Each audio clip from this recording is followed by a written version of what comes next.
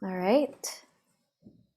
Okay, so I'm going to just introduce and then we'll get started. So today we're going to be talking about D&I and how, well, diversity and inclusion and how that supports well-being in the workplace. And at Calm Collective, D&I is something that's really important to us because we believe that it's really important to honor each individual's unique backgrounds and differences. And this is especially important because we believe that it's important for them to be able to bring their full authentic selves at work and that everyone receives equal opportunities across the board.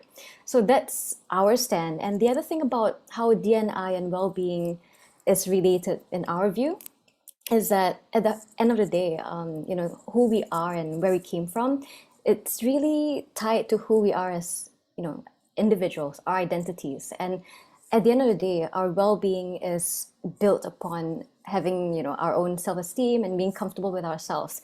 So that's how D&I is really important for us when it comes to well-being at work. So before we get started, I'm gonna just invite Charu, Andy, and Sakshi to join us on screen. Yeah.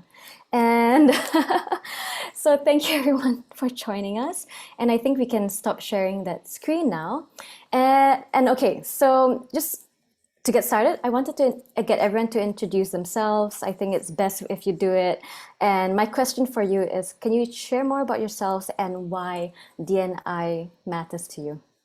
Maybe Charu, you can start first. Sure.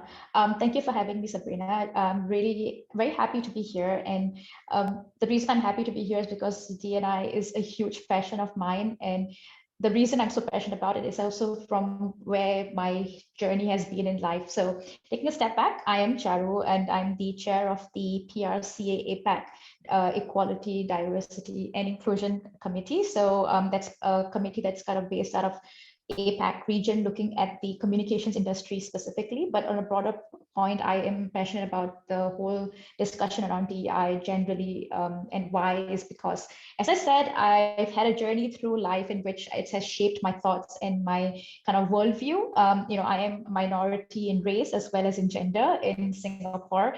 Moved from India to Singapore many years ago, but still felt like an outsider for a lot of my childhood and my kind of growing up years in Singapore. And I went to the UK to study and, again, not quite fitting in the place there as well. And then moving back into the professional setting, it's an industry that's very women heavy at the junior level. But as you get up to the senior ranks, it becomes very apparent that the imbalance in gender is really there for all to see. So many different things that have shaped me along the way. And, it took me the COVID to do a lot of soul searching and to really take a step back. I think that was the one silver lining of the entire pandemic, and having that time to retrospect and just introspect as well about who you are, what you're doing, why you're here, and what's your bigger purpose in life. It sounds deep, but genuinely that was some of the conversations I was having with myself. And I finally found my voice. And it sounds strange when I say that out loud, because I mean, of course, I've been around for a long time, but having found that voice to be able to speak up honestly in a very vulnerable manner, I think that's really made the difference for me. And that's why I'm happy to be here, really sharing my views and my honest perspectives, and hopefully use that to drive real change for everyone.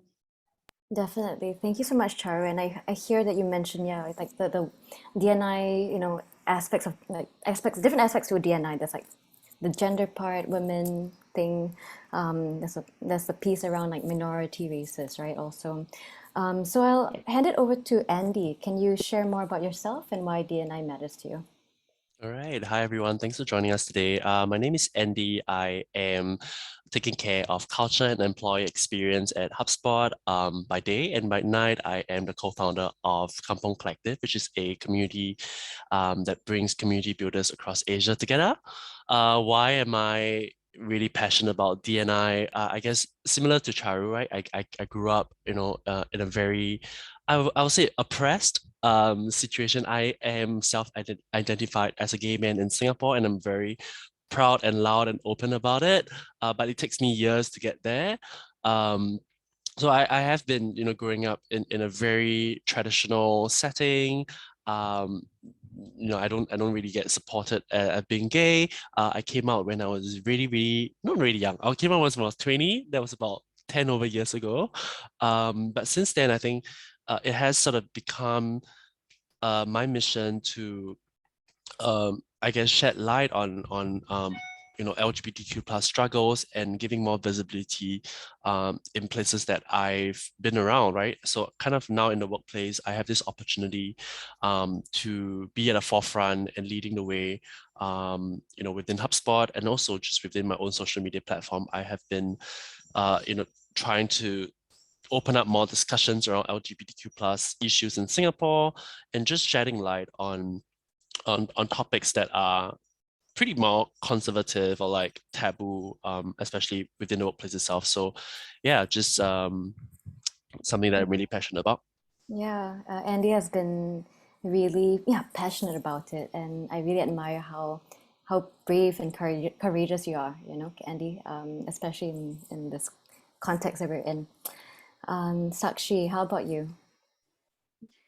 Thanks. It's so great to hear from Charu and Andy. And I think there are a lot of common threads in terms of what brings us to this work and why D&I matters. First of all, thanks Sabrina and Calm Collective for inviting me to, really come here and add my 2 cents on why D&I matters and how is it connected to well-being. And my story really is about how D&I is connected to well-being. I've been in the social impact sector for over a decade. My personal experiences are what drew me to this work. Personally, the value of fairness is one of my top values, followed very closely by, being impactful and leadership. And I really felt that I was initially drawn to social impact work such as CSR. I then, also became a counselor, a trained counselor. I practiced as a psychotherapist for many years and working with clients at that point, primarily on anxiety, depression, grief, as well as, life transitions made me realize how much of an important part the workplace was of really providing a person an opportunity to thrive. And if that piece, whether it's a workplace in terms of a traditional sense or a non-traditional sense, that it's meaningful employment, meaningful engagement for a person becomes a very critical part of finding purpose and having fulfillment in oneself, which is so closely tied to well-being and mental health. And that's really what drew me to diversity and inclusion and making that switch back. I worked as a consultant with many organizations across the APAC region. And most recently, before transitioning into an in-house diversity and inclusion role, I also partnered on employee well-being, so helping organizations design their strategy.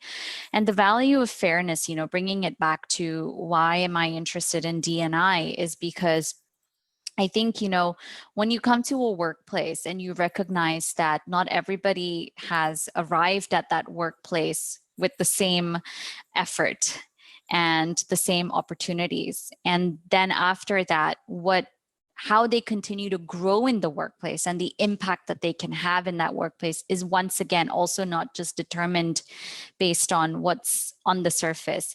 It starts you to get to think about where is the fairness, and the other value I mentioned is business impact.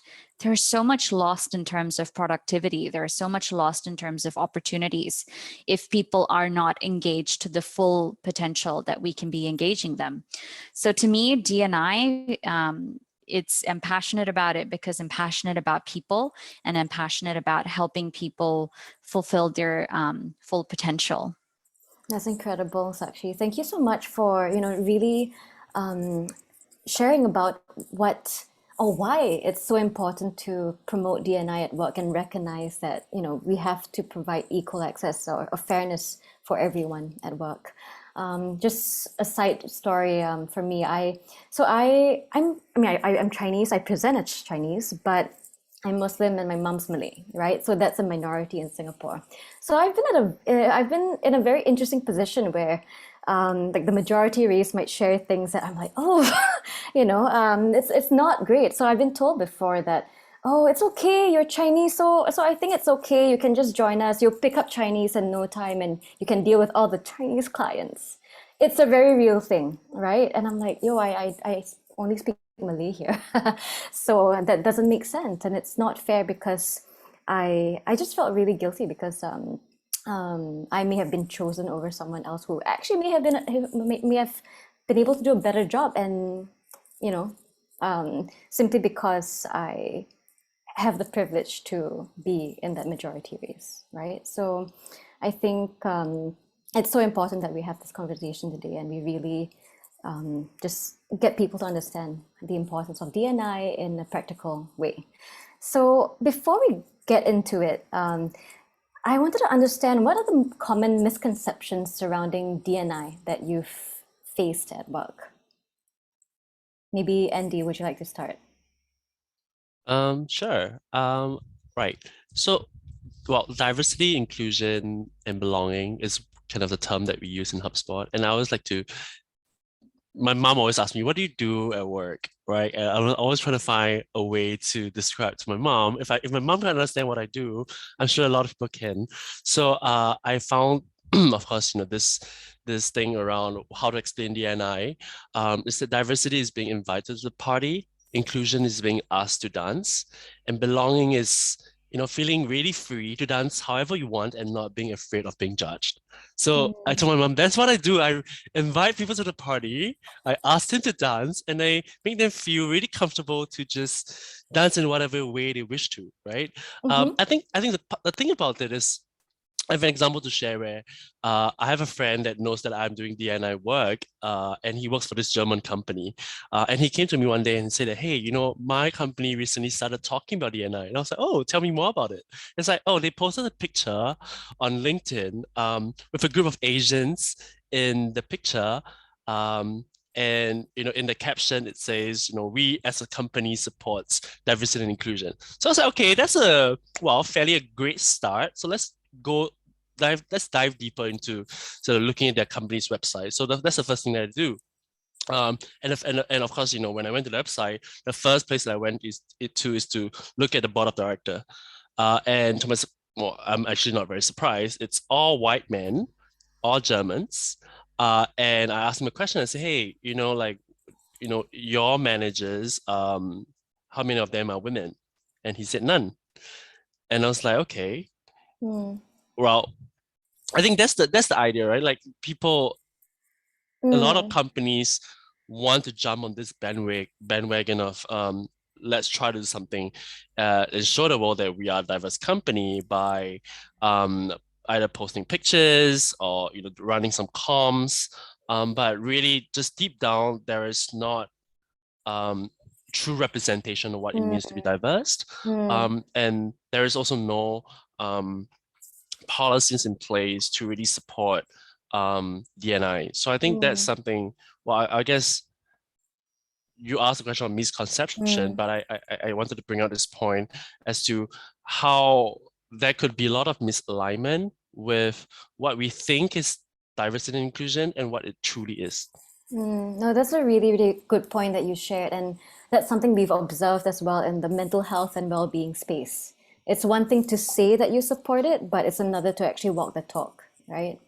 So I guess maybe Char, do you have anything to share about misconceptions, or would you like to add anything else about, what Andy shared? Absolutely. Yeah, and by the way, Andy, I love that way of explaining what we do. It's amazing, and I would want to be at your party for sure. So if you ask me about misconceptions, I think the biggest one that I think, and it's an easy one to go into, is that it's all about female empowerment, right? I'm not saying that's a bad thing, but I feel like that's an easy tick box, like what Andy said. Let's have a photo with Asians in it if you're German, so it shows that we are diverse. Same way, if companies want to show that they are having a fair, equal workplace, what's the easiest way to show it, like physically show it? Oh, let's have a gender 50-50. We can show, hey, look, we are being very diverse. But then you peel back the layers. Is it really diverse? Is your makeup of the female just a quota that you're trying to put out there? And again, is that at a detriment of somebody else who might be male and not actually being passed over, like you said, Sabrina, because you're a majority race, that you get the role? Similarly, do I want the role just because I'm trying, a female? So the biggest misconception, I think a lot of people think of DI as, oh, it's actually pushing everybody aside and it's putting forward the female, but that's not what it is. It's like what Andy said, it's for whoever you are in your truest form, being accepted for that and being benefited for that part. If you have the merits for the role, if you have the right skill sets, that should be what matters, not who you are, your background, your sexuality, anything else that comes into the fray. And there's so many things that goes beyond just sex and gender, right? I mean, there's so many other factors. But like I said, it's an easy way to do that if you can have a physical way of showing it. And that, unfortunately, gender is the first thing that comes up. And it's an easier way to, like, as Andy said, to show that, hey, you're walking the talk, right? Because I can show that female percentage, but how do I show diversity of different nature? So yeah. I think one of the biggest concepts, and a lot of people, and I have people that I work with, really strong team members who come up to me and say, Charu, I'm so happy that you talk about diversity in all aspects and not just in gender, because as a man, I'm also part of the story. Why am I being left out? I'm like, that's totally not what it should be. It's diversity for all, it's inclusion for all. So I think that's one of the things, and it's a very quick and easy way of forgetting the remaining group of people, and then the conversations get very contrived and everything just gets totally mismatched, and what we're trying to achieve in a good way is then misplaced because you're actually then excluding people instead of including them. Exactly. No, I see that a lot, and I'm very curious actually, like as a D&I professional, and I'm sure you've seen and worked with quite a few companies by now, right? What would you say D&I looks like in practice? Maybe a good case study, right? Like what are we supposed to work towards here? What's the standard?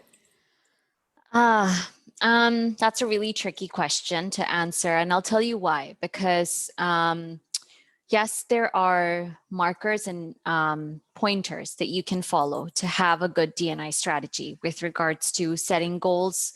But these goals, for some instances, like Charu mentioned, is about gender representation for some organizations. A lot of tech organizations, it's probably gender representation because, the market out there is just so competitive and they're not able to, it's a small limited pool of female talent out there.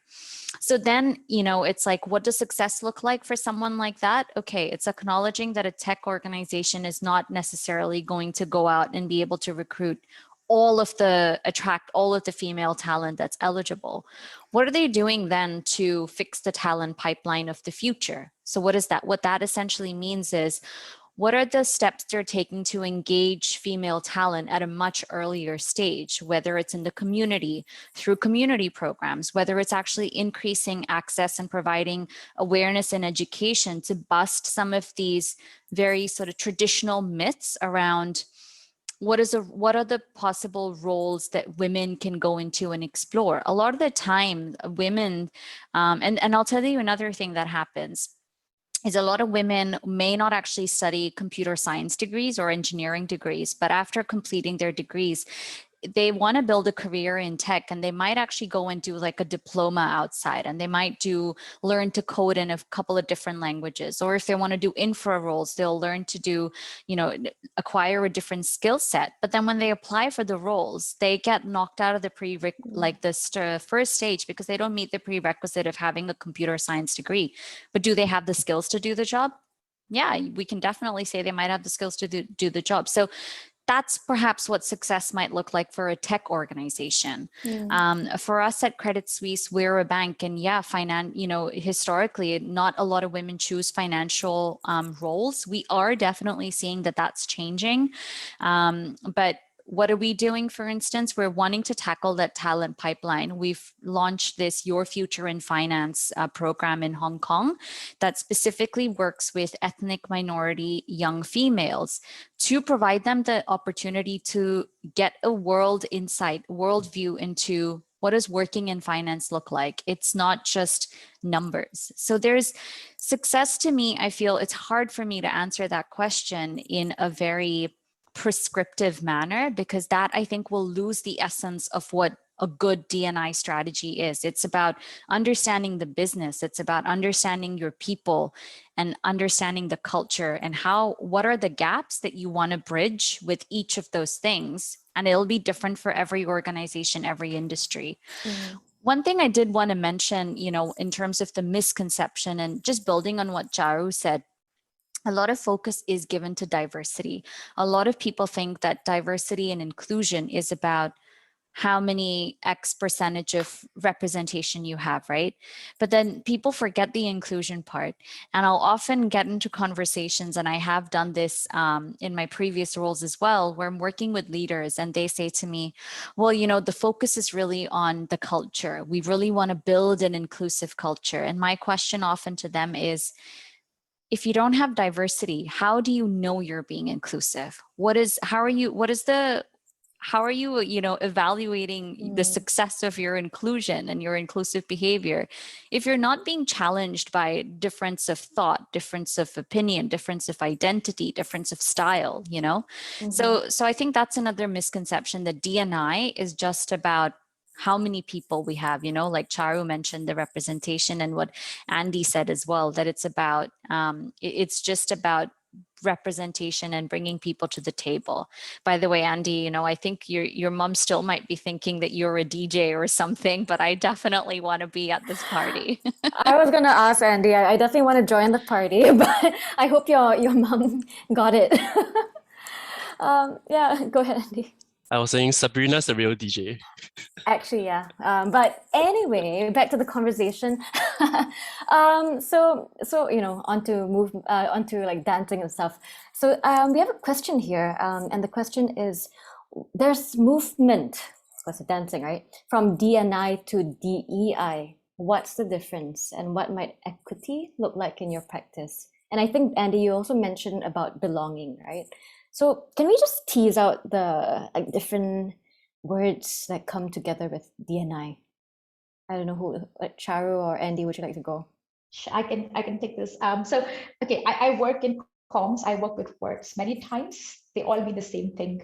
And to be honest, I think what Andy said the other day is what we're looking for with everything that's there. Like Sakshi mentioned, you can't have diversity without inclusion. It's the same thing. What we are working towards is a equal, a fair, empathetic workplace, or any kind of environment where you are comfortable being who you are. And that's that part about that equality. And by the way, sometimes equality, sometimes equity, it really depends on different organizations. And again, it's a choice there. But what we're getting to at the end of it is that with this entire thing coming together, they're not just separate words, they come together to create that overall end product, which is that, that open, warm, welcoming environment, whether it's at work, whether it's outside.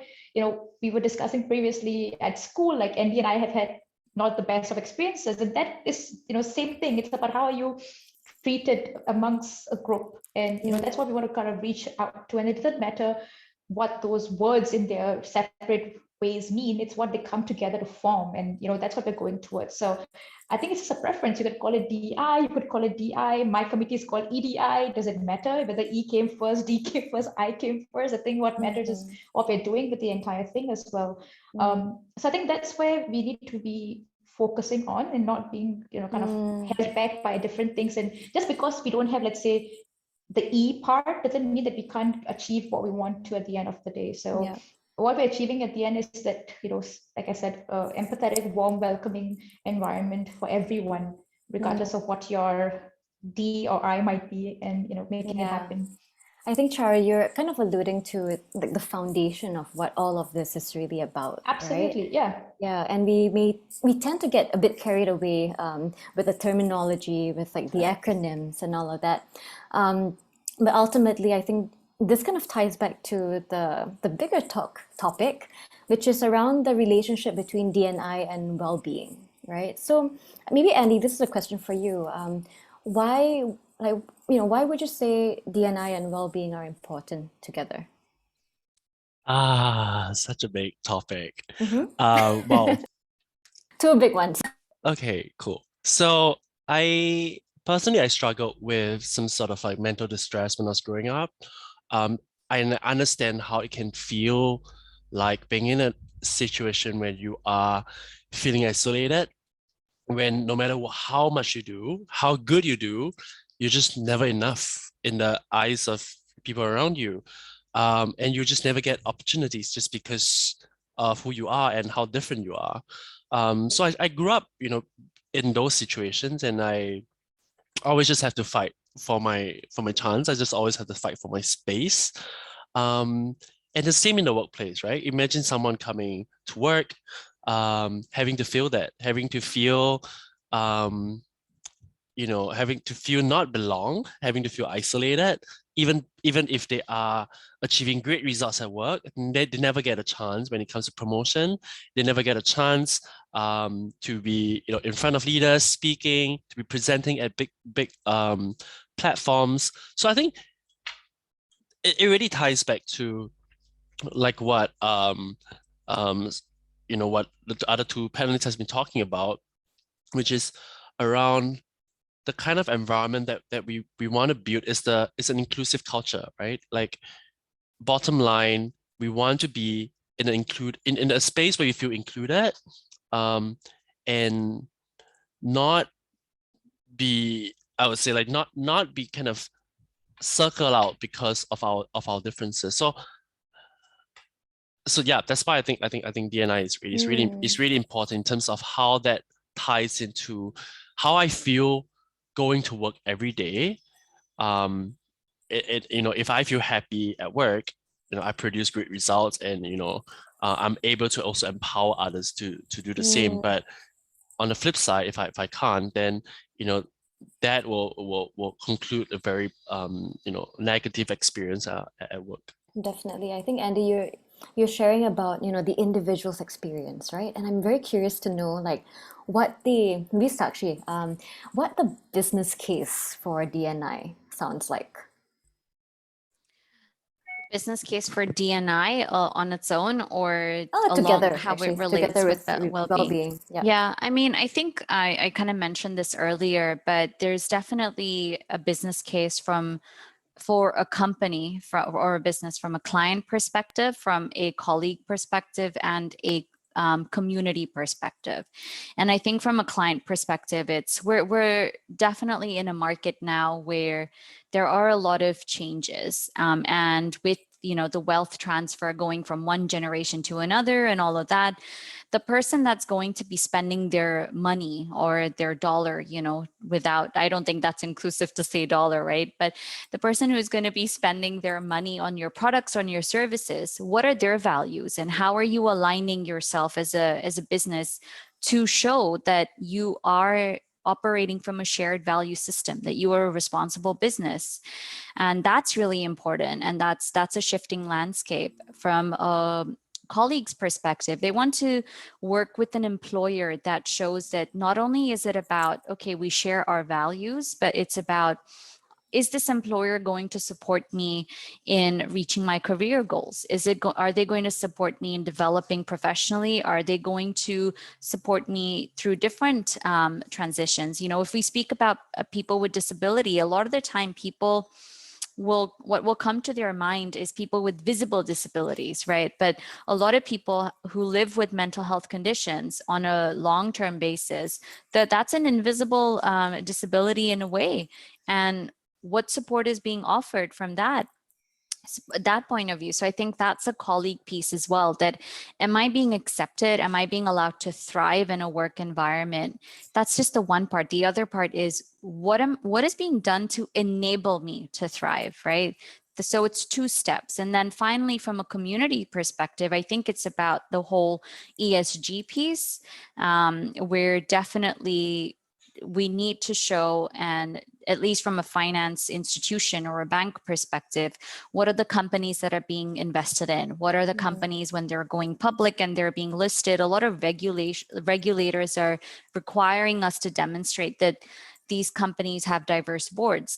Hong Kong, for instance, Hong Kong's listing has introduced that any company wanting to be newly listed has to have gender diversity on their board, on their executive board. And the companies that have been previously listed are given, I think, a window of 2 to 3 years to make that change and make their executive boards gender diverse. So I think it's a combination of all of those factors that influence the organization on the whole, from its competitiveness, its relevancy, and also whatever its growth aspirations are, how are they positioned to meet those? So that's kind of what I would say, very high level, briefly, the business case for D&I. And of course, well-being becomes a critical part of the people piece within that.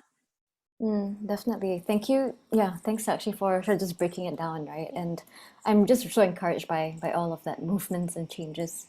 Charu, go ahead. Yeah, I was just really great to hear all those numbers. Actually, I totally agree with you. I mean, I come from an agency background. I work in communications, and I think for us, the clearest thing to see is that when we do work for our clients, we work with a diverse range of clients from industries and with the type of work and product, and I do B2B as well. So it really comes down to how do you relate to the audience that we're trying to communicate to. If your perceptions and your ideas are coming from the same palette, if you think of it that way, same thinking, same background, same experiences, you might not be able to even come up with ideas or just thinking that actually then resonates with who you're trying to communicate with. So if you look at it from the perspective of we are today in a knowledge economy. It is about people, and we can't relate to people if we don't have a representative mix of people that we are working with. So you can't have a person, the whole debate in the US right now about Roe versus Wade, they keep saying you're not female, don't talk about our rights. It's the same thing if you take it to a wider scale. How can someone who cannot relate to the person that they're talking to come up with ideas to sell them products or even services or anything for that matter? There is going to be a disconnect. And that's a big problem there. A lot of the issues we see from big brands putting out advertising marketing campaigns and then being canceled is because there's no one in the room saying, hey, that makes no sense, or that's insulting, or that's sensitive, why you shouldn't be doing that. It only happens when it goes out, because then the person who it's targeted towards sees it and then raises their voice, and then obviously it's too late by then. So again, going back to the point about a business case, like I said, we're a knowledge economy. More and more people are the products of companies. It's so important for us to take a step back and have a representative mix of people who can really relate and connect with who we're trying to communicate to. And on the other end as well, like in terms of talent, we are in the midst of a great resignation. And one of the biggest things that has come out of this is that culture aspect, which ties back to wellness as well, right? There have been studies done that show that toxic culture is 10 times more powerful as a reason for people to quit. And as I said, there are different ways and different things that contribute to a toxic culture. But of course, not feeling, mattered, not feeling seen, feeling excluded, not being heard. Those things contribute to a place of not being valued, and that's a reason that people would leave. And again, going back to the fact that it's a knowledge economy, you're losing out people who could be the little breakthrough for your company to get into the next level, or do the next big thing. So yeah, I think from those two aspects, again, just adding on to what Sakshi said, it's so important. And people who are happy will perform better. You're going to have better, from a business perspective, better bottom line as well. So it's not just, some people think, oh, it's just a fluff thing, it's a fluff piece, why are we investing in this, why are we not? If you look at it from even from a business perspective and a business lens, it makes sense. It makes money sense. But from a bigger perspective, it makes for happier people, which I think everyone would agree is a wonderful thing to have. For sure. I mean, happier people are usually also more productive people, if you want to, reason it out that way. But we should just, aim towards being well regardless. So I wanted to kind of shift into just like really understanding what kind of practical strategies and initiatives organizations have been doing, right? So maybe, Andy, could you share more about how HubSpot has embraced D&I as part of their well-being strategy or even employee engagement strategy? Yeah, so well, there's a long list of things that we do in terms of targeting D&I, but I'll talk about some really practical ones that people can take away within the sessions and start practicing it. First up, I think I saw kind of in the chat, or maybe in somewhere in the question, someone asking about employee resource groups, which I think that's something that I'm very passionate about. Like, I love building communities, and it's great to come into HubSpot knowing that there's all these different communities, subgroups, sub-communities being set up within HubSpot that focuses on different topics. We have groups around talking about LGBTQ plus Alliance, which I'm part of and leading that group. There's a group for women. There's a group for what we call Rojak, which is a fruit salad in Singapore. We talk about multiculturalism and racism and colorism and all that type of different topics.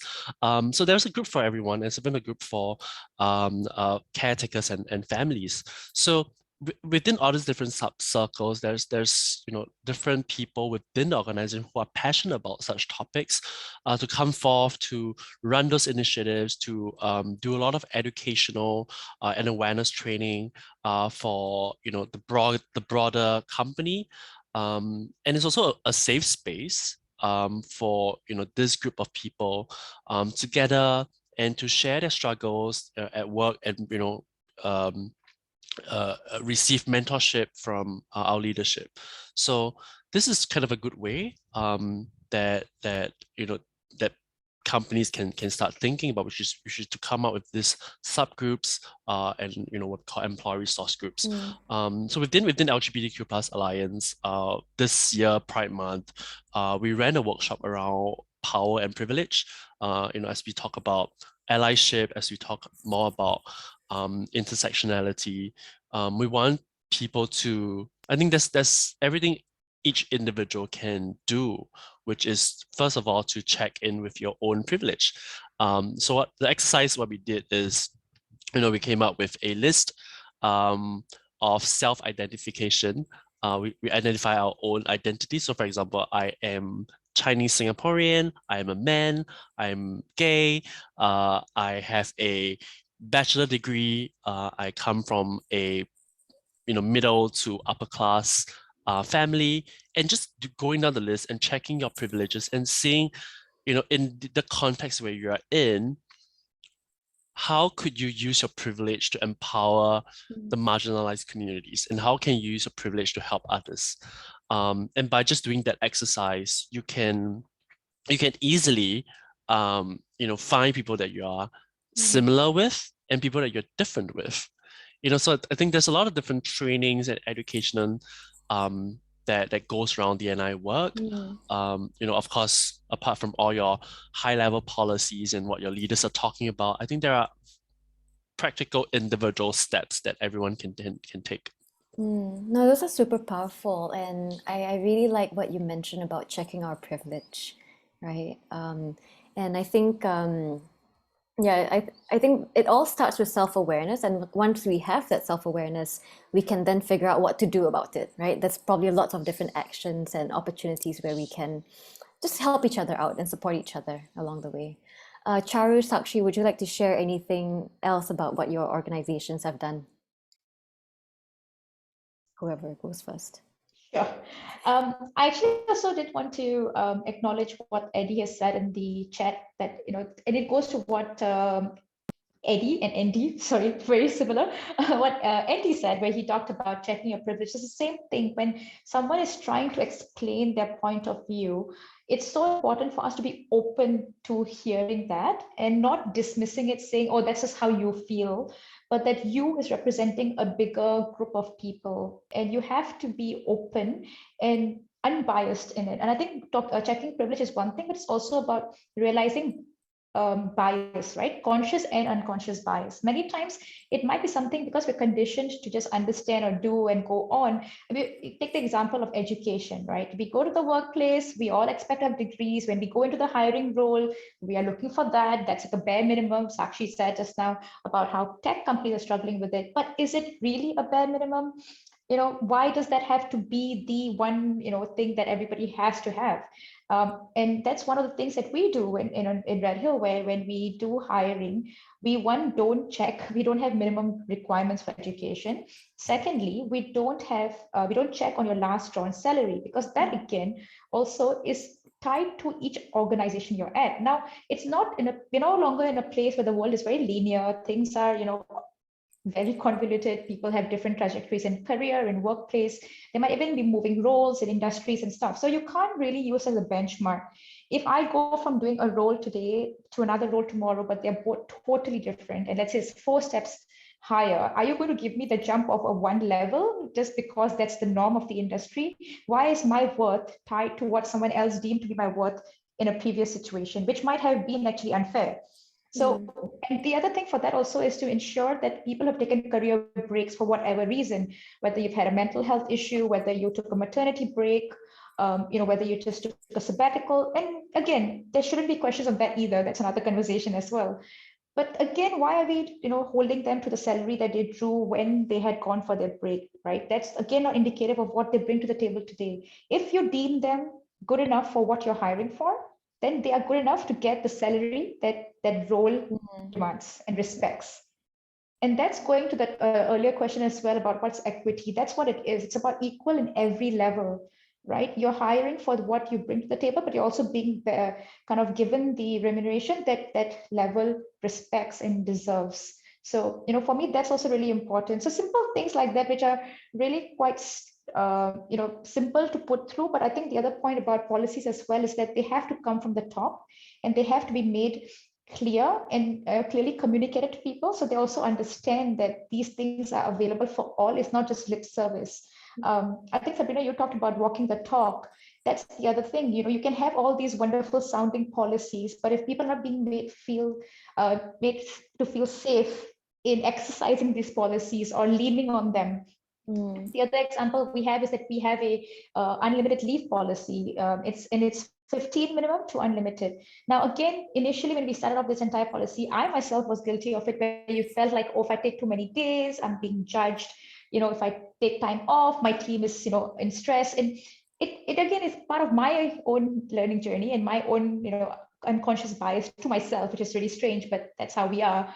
And kind of giving that assurance that, hey, it's okay. We have a team, and that's why we are here. We work as a team. If you take time off, the rest of us step in, we hold the ship steady while you're gone. When you come back, someone else takes their break off, but that allows everyone to feel safe to use that. And in fact, my favorite thing to do is to actually go up to my team and scold them for not taking enough days of leave, because again, some of them might feel, paise, if you understand that word as well, like they feel a bit very conscious about it and stuff, and I'll be like, it's okay, take your leave, you need to take that break. And again, going back to my earlier point, these are all learnings from COVID, fortunately, I would say, because we saw how people were just burning out. And again, all these conscious and unconscious biases we hold deep within us. We think we just have to behave in a certain way, we have to act in a certain way, we have to present ourselves in a certain way at work. It starts creating a very unhealthy environment. And going back to that whole point about what's workplace wellness, you need to be happy, you need to want to go to work, even if it's remotely, you want to wake up in the morning and be happy and excited to get into it, right? Not dreading and not dragging your feet. So all of it comes together, and I think for me that's really important in how we push it forward. And like I said, it has to come from the top, because you have to assure people it's okay to do some things that have been put in policy, because just having a policy there where no one talks about, it's like a taboo thing that's just there. It's of no use either. Yeah, Charu. So I think what you're kind of what I'm hearing is really that, okay, policies are one thing. It's good to have, and it's mandatory in some cases, as Sakshi pointed out, right? And of course, there are these employee assistance, employee resource groups, which are more, I guess, ground up in nature, right, or community led. But ultimately, it boils down to the individuals, and it's important to get that buy-in and I guess championing from the top as well.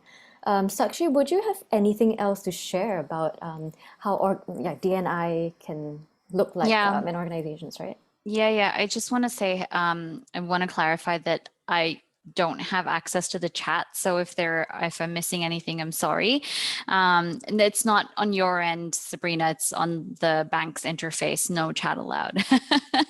But just I think echoing everything Andy and Charu have shared, I would just like to say that I think especially I think the tone from the top, leadership endorsement, is important, but especially so in Asia. I think it's the culture of hierarchy, and things are changing, but it is very deeply ingrained. I'll give you an example. We were hosting a session with our teams in Japan, and we had one of our speakers, one of our leaders from North America dial in, and it was a Zoom call, nobody had their cameras on. But the minute the leader said that, hey, can I request everybody to turn the cameras on? Boom, like a domino, like a pack of cards, the whole screen lit up and everybody turned it on.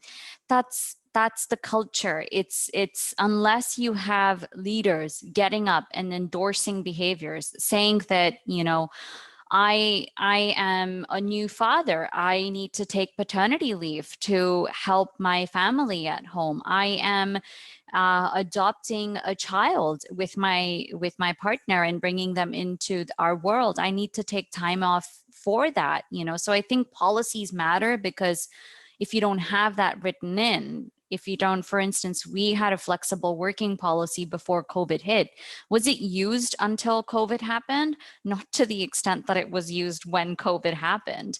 So I think, policies, I would say, is like doing the groundwork and think of it as mechanisms, right? Think of it as like everything is set in place and you have all the mechanisms in place, but to drive a car, what are the levers that you need to pull on? And your levers are actually people actively participating and telling others in the organization, we are doing this. If you're worried about doing it, don't worry. Let's, smash that stigma. And to Andy's point, that's where the community's impact really comes through, in the communities such as employee resource group, employee networks, business groups. They have different names in different organizations, but that's where they can be really instrumental in taking a piece of policy and enacting it and driving that culture, because ultimately we're social beings. We heavily rely on, I want to do what the person next to On me is going to people, do. yeah. Yeah. So unless you engage people for the change that you want to make for the people, it's as good as, trying to, put a wet finger in the air and see what kind of sticks. So yeah. Yeah, you're so right. And I was like, as you're sharing that, I was like, yeah, I mean, I'm not gonna go to the gym unless my friend is going with me, like it's kind of the same. It's influence, but it's also what, it is that I think the gym example is great, Sabrina, because I think it's accountability. It's that someone who you trust, someone who you feel comfortable with, is keeping you accountable for a really positive behavior Yeah. that you will do, right? So I think it's Yeah. accountability. Yeah, and I actually believe that as humans, we're not so good at doing things that are good for ourselves proactively until shit happens, So we can say that. Yeah, it's fine. Man, like, I really appreciate all of what you've shared. We do have some time for a few questions, and I see some coming in, and I still had a few more lined up, but I also want to make sure we wrap up on time so we can move on with our days. It is a work day. So just since Calm Collective is a mental health organization, right? So we have to ask this: how might inclusion efforts for persons with mental health conditions look like in your organization? Who wants to answer this? You can just unmute yourself. Sorry, can you just recap that question? Because how might inclusion efforts for people with mental health conditions look like in your practice? Okay, sure. I can just have a stab at this first. For us, and building on the whole policy conversation, for us, it's about benefits. Our huge focus is around different aspects. But first of all, we want to make sure that we have the right policies around leave. We have the right benefits available. So the right medical insurance and coverage to enable people when we say, if you have a mental health issue, you should go and seek support. Are we providing them the resources to seek that support? So that's critical things. We make sure that our benefits are inclusive. And in some instances, it can look like insurance will cover therapy sessions. We also make sure that it has to cover medication in many instances as well.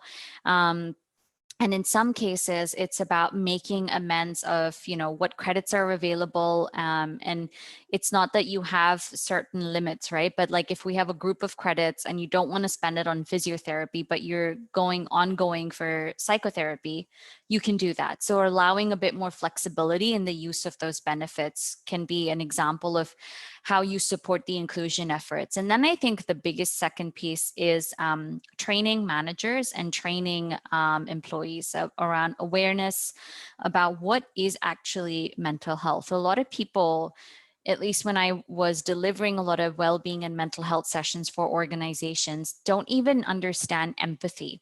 There's actually not a direct translation for the word empathy in a lot of Asian languages.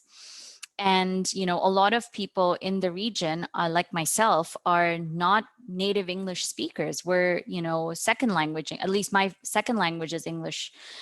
So I think it's really about unpacking that stigma and really making that connection or that parallel that what is empathy? What does it mean to act in a responsible way? And what's the duty of care look like for you as never mind if you're a manager, if you're a colleague, what does that duty of care look like for you towards somebody in your team, in your organization, to include them? So, I'm really, this is something that I'm really passionate about, and which is why, I kind of signed up to speak about this here as well, because there is so much to be done. People understand it, understand why they have to do it.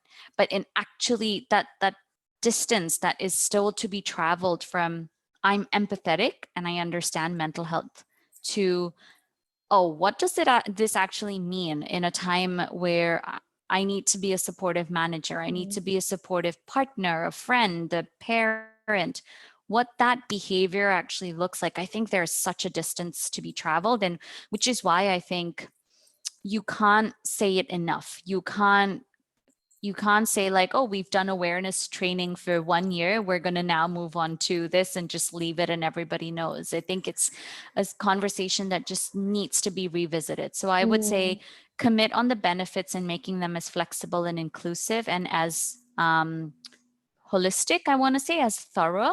And the other piece is definitely the awareness training. You cannot take your foot off the pedal. You have to keep it on so people have that opportunity to keep learning. I totally agree. And it's so important to not just learn, but to practice it, right? And proactively. Chari, I see you on. Yeah. Yeah, I totally agree with what Sakshi said, but I just want to give a slightly different view because, from the point of benefits, not many companies are of the size where we can afford to be giving that level of benefits. And unfortunately, that's the reality of the day. So, again, I'll share from more of a personal perspective with, my own journey. Last year, at the beginning of the year, with the pandemic, and I had like a very big medical surgery that happened unexpectedly. So a lot of different mental stresses that were on me. And my solution to that was to keep working really hard, which obviously backfired on me and how. And I had a huge, burnout in the year. I was too ashamed of what happened to me and what I experienced. I only told my manager, and only because I literally broke down on the call when I was talking to him. And then I took time off, right? But I literally said, don't tell anyone, right? And of course, don't tell anyone was not a good stance, which I realized later because I started, seeing a therapist and getting help and really, kind of sorting out my own issues and my own concerns and whatever I was going through, which made my life a lot easier. But then what I didn't realize was that as a leader, I was giving this perception to my team that I was fine, everything was dandy, what breakdown, what, burnout, everything was wonderful, all, rainbows and butterflies. And I found that out when I was talking to one of my colleagues and she was struggling through things. And I said, hey, have you tried therapy? And she's like, oh, how it is with Indians, if you go for therapy, it's like, frowned upon. And I said, hey, come on, I'm doing it. And her instant reaction was, what? You are doing therapy? Like, I can't believe it. I thought you were perfect. And for me, that was like a big step back. And I said, what, I have to start speaking up about it. And again, as a leader, I have the duty to destigmatize it and normalize those conversations. Because even if you have benefits, even if you have all these things to safeguard, no one's going to use them if they still feel that they are going to be penalized or they're going to be looked down upon, or, there's going to be a stigma attached to them. it's very easy to fall into that trap. So you need to make it into a normalized conversation about it, so they feel safe enough to even come up to you and say, hey, I'm really having a hard time, or if I have certain issues that I'm dealing with, whether it's anxiety or other forms of mental health issues, and they feel comfortable enough to actually be honest about it, because that's the first step. If they're not even going to be honest about it themselves, and I say this from as a person who wasn't honest, right? If I'm not honest myself, how am I going to get that help? And the same thing for other people in the company. There might be wonderful benefits and policies, but if I'm not honest about what I'm going through and the fact that I need help, that help is never going to come to you. So I think that's a very important thing to do. And again, going back to the culture aspect of the part of the world we are in, there's a lot of these again preconceived notions and issues that we keep thinking about, and we've been again pre-conditioned from young to act a certain way, to never show weakness. And again, these things are not weakness. We are human beings. We feel, we have that's the part of what makes us humans, and not another piece of furniture, right? So why do we suppress that part of who we are, and be honest about There's it? definitely a lot, yeah. We No, can't be there's just a honest lot because if to you're, unpack, yeah. so I feel like that's so important as well. And again, as a leader, I realized that me keeping quiet was actually directly impacting somebody in my team. So it's not just the fact that I individually went through it, but I have to also then make it such a way that people can come up to me and talk to me, and then I can feel like, okay, we have unlimited leave, take time off, or point them out to different resources that we have at hand. But if I don't even know that, how do I even help them, guide them, No, a or lot of the support them? responsibility does really it falls on the shoulders of the leaders, right? And Yeah, I'm just cognizant of time right now. please go So ahead. yeah, Charu, thank you so much for sharing that. And it's just so important that we keep talking about it and we keep normalizing conversations around our unique perspectives and what we're facing. Because if we can normalize that, then we can normalize also seeking help and feeling more comfortable to bring ourselves at work. So I have a final question for everyone. And the question is, what have you learned from your journey in advocating for DNI? Just keep it short. We're gonna end here soon. I can go first. Thank you. My Yes. learning is that the DNI journey is a constant journey, is a constant learning journey. Honestly, like since the day I joined HubSpot to now, I have been learning new things every day about DNIB. And I think just about keeping an open mind and just always challenging our own unconscious bias. I think that's my learning. Thank you, Andy. And over to you, Charu. Thank you.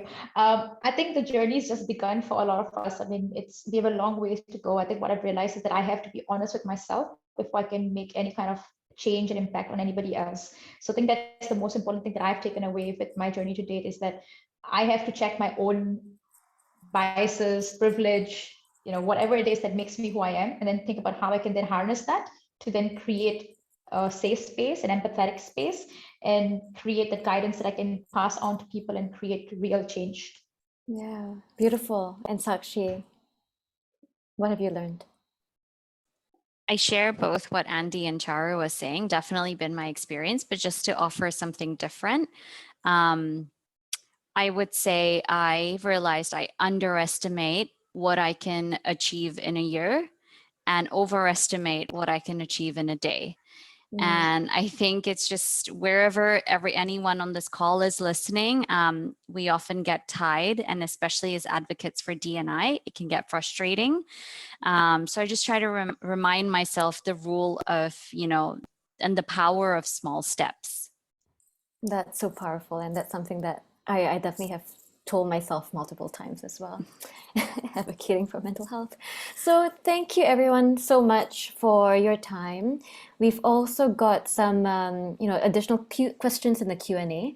So we're gonna ask our speakers to also answer them, and we'll be publishing them on LinkedIn as well as on Instagram after this in the coming week.